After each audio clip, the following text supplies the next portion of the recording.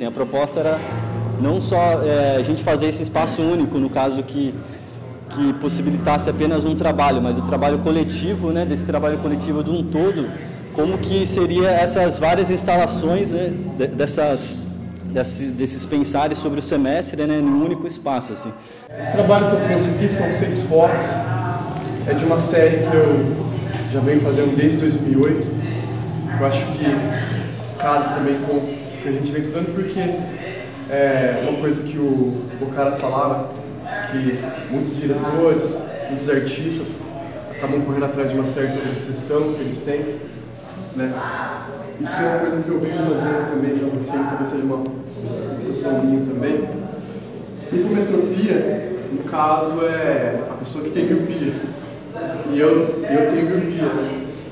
E eu acabei incorporando isso, essas séries que eu faço, essas hipometropias. São fotos desfocadas. Eu comecei a fazer essas fotos em 2008 mesmo. São fotos noturnas de avenidas, cidades, fotos que a gente já está acostumado a ver até. Só que aí eu puxei para esse meu lado também da miopia, que vê tudo embaçado.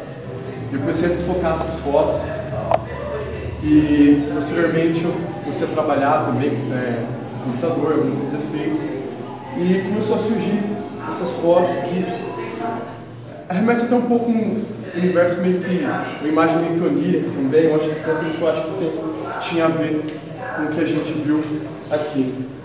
Então, hipometropias é um distúrbio visual que acarreta uma focalização da imagem antes de essa chegar à retina. Uma pessoa míope consegue ver objetos próximos com nitidez, mas os distantes são visualizados como se estivessem embaçados, focados. Né? Aí eu selecionei 6 fotos desde 2008, quando eu comecei a produzir, até agora tem fotos de 2008, 2010 e 2011.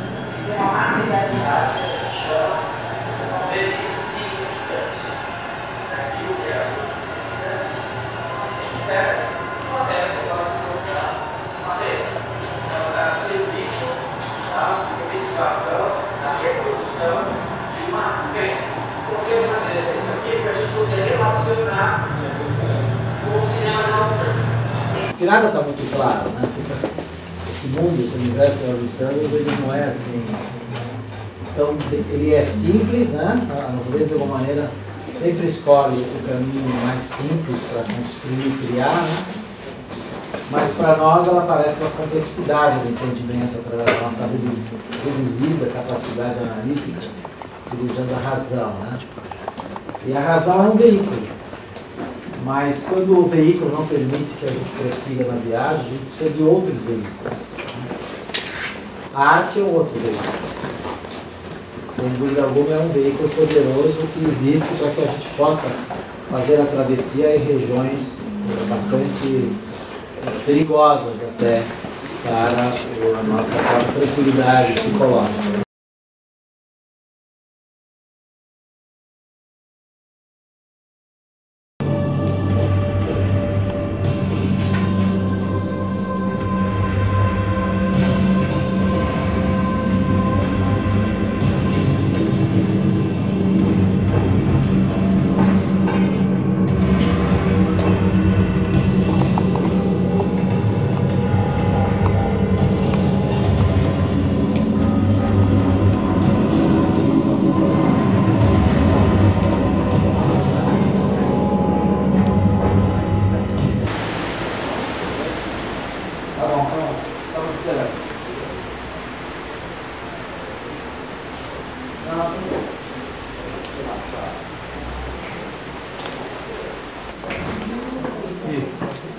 Não, o áudio a gente está usando. O áudio eu estou ligando nas plaquinhas, eu estou colocando. Viu, Igor? Entendeu? Vocês têm computador? Eu tenho um computador. Então, Alexander Lukashenko, um fotógrafo russo, no começo do século passado. Ele fez parte, principalmente, de um movimento chamado construtivismo russo. Né? O trabalho dele se dá em vários campos, né? Desde as artes plásticas, colagem, design, fotografia. Antes mesmo da fotografia, ele trabalhava muito com foto, né? Com fotomontagem, né? Colagens. Ele era, entre aspas, um aliado do regime socialista, né? Mas eu gosto sempre de explicar que não é o regime que foi o que terminou, e sim o que começou. É um movimento artístico ligado à modernidade. Então eles tinham uma ideia muito prática da arte, né? A arte com uma visão construtiva, para auxiliar na construção de uma nova sociedade. Então a ideia era associar a arte com uma nova forma de pensamento. Então por isso mesmo eles têm uma rejeição ao passado, né? Então eles acham que a arte ela tem que ter uma visão,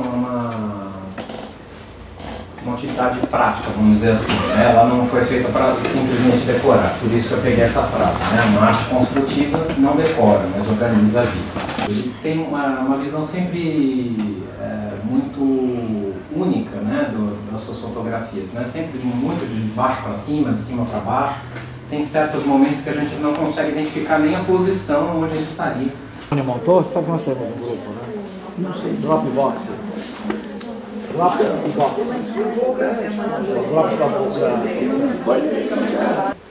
Aqui é a sinopse da paisagem na neblina. História de duas crianças que se partem numa jornada, um road movie. Uma menina que já tem lá os seus 14 anos e um irmão de 5, 6 anos. E essa jornada pela Grécia, o Angelo Polo sempre privilegia uma Grécia inóspita, um ambiente hostil mesmo. Ele fala que ele prefere gravar em lugares com neblina, névoa e tempo chuvoso. Ele não quer dar uma característica muito turística ao espaço. E a minha pesquisa dele é porque eu estou trabalhando com um livro do Bordel, que fala sobre encenação, para uma outra matéria. E o Bordel enquadra ele no que ele chama de encenação simbólica. É um cineasta que o Bazin coloca ele nos cineastas que acreditam na realidade, cineastas que acreditam no tempo da tomada, na continuidade. E ele é um cineasta que, embora ele negue, é muito influenciado pelo Tarkovsky e pelo Antonioni. O menino precisa da proteção do pai e ele vai sair numa jornada de caça ao tesouro. Ele não tem uma mudança para acontecer, ele não trilha realmente a jornada do herói.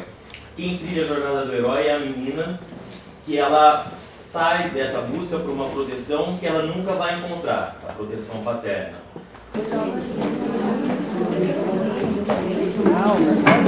Pessoal, só para a gente então confirmar mais ou menos a lista, que assim, a gente está montando a ordem em princípio no dia, por exemplo, hoje mudou um pouquinho a ordem para facilitar aí a apresentação do DVD.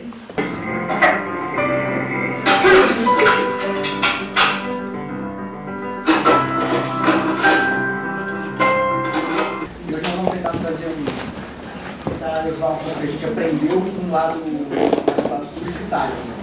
Que é, por mais que seja conhecimento nosso, tem sempre alguém que ainda não conseguiu compreender o signo e dar um significado para ele. Que aqui a gente vai tentar mostrar com um vídeo que a gente trouxe, uma propaganda foi vinculada pela agência África, provavelmente uns 2 meses atrás. Rádio? Eu acho que era aqueles negócios de DJ que você mexe no botão e vai o jeitinho. Não acredita? O que ficou muito forte pra gente durante esse curso é essa oposição de consciente e inconsciente.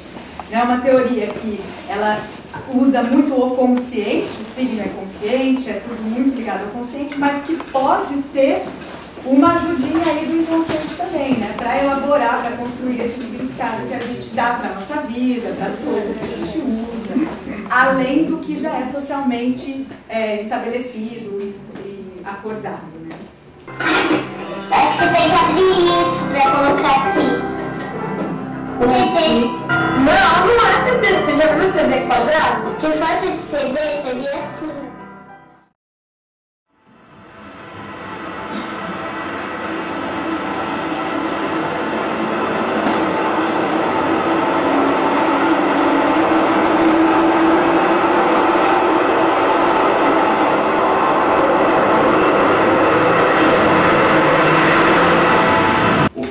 É um trabalho inteiramente feito num estúdio que eu chamo de improvisadíssimo, em casa, com a aparelhagem que eu tenho.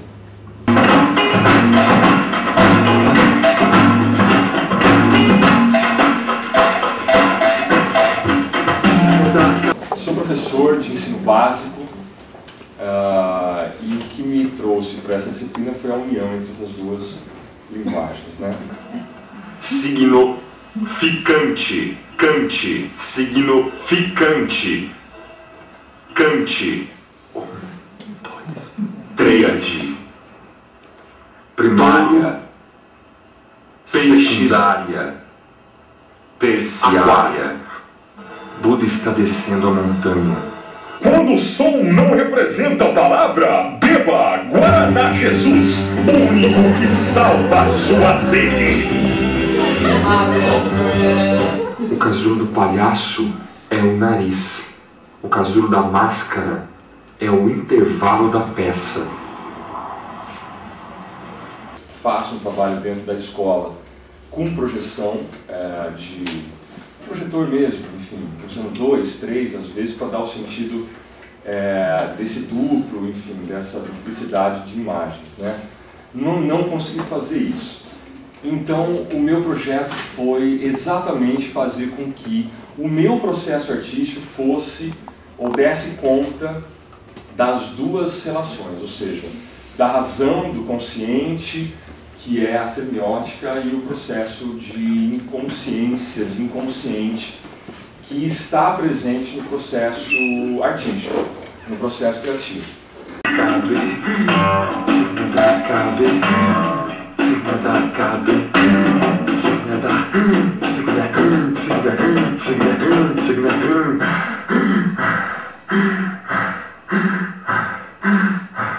Então muitas imagens vieram dentro de um processo muito formal de criação de roteiro e tudo mais, mas muitas imagens surgiram a partir das próprias imagens e do processo do filme.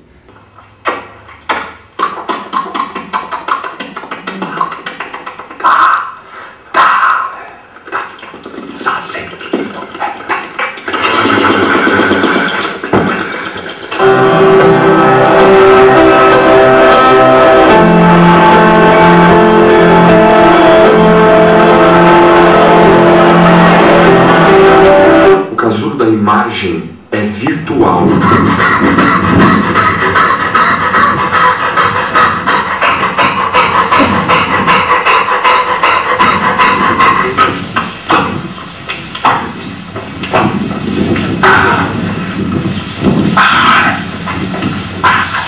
O casulo da perspectiva é o ponto, o casulo da beleza é o gosto, o casulo do arquétipo é o acúmulo.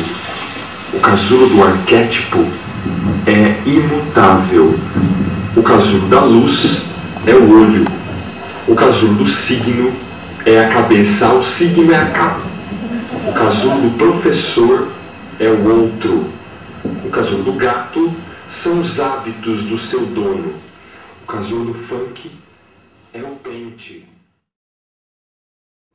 Mas também é um alívio dos mortais cansados de sofrer. A morte encontra forças em um câncer que está no meu corpo, que está no meu sangue. Caranguejo sorrateiro, monstruosa tarântula carnívora que alimenta-se de carne, a minha carne. Aqui é um vídeo documentário que nós fizemos, ainda como experimental, pois ele foi até bem sucedido. O que eu posso passar dessa construção, o que eu procurei fazer no texto, é como se fosse uma narrativa. Como você quer viver? Há uns 80 anos. 200, né? O suficiente para estar feliz. Mas olha, até quando Deus quiser, não sei o tempo. A gente não sabe, né? Por quanto tempo eu quero viver? E quando eu estava montando esse filme, um dos pacientes que a gente entrevistou morreu. Nós nos envolvemos bastante com ele, coincidência ou não, durante o filme um dos produtores descobriu câncer em pleno processo de criação do documentário. Nós estávamos criando um brainstorm e o camarada se queixou de dor e no meio do processo ele descobriu câncer. E se o senhor descobrisse que tem câncer? Eu vivi igual. Porque ter câncer é difícil, às vezes acontece. Isso aqui vem como ser um compilado, né, dessa dinâmica de construção. Sabendo que há uma doença terminal, nós temos que continuar com a nossa vida até o final dela. não temos como mudar isso, né? Isso não é nosso e nós temos que continuar a vida até o fim como ela é.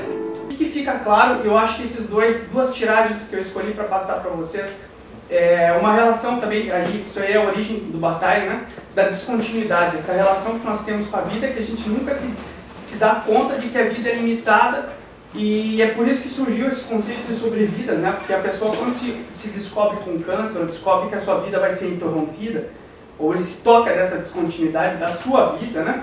Ele começa a olhar de uma forma diferente. O ser humano não pensa na morte, por isso é frágil e pensa que é eterno. A morte é quase sempre uma impossibilidade que de repente se torna realidade. Infelizmente nos damos conta da presença da vida quando corre-se o risco de perdê-la. A verdade é, não nos encontramos preparados para a morte, mas quem realmente está preparado?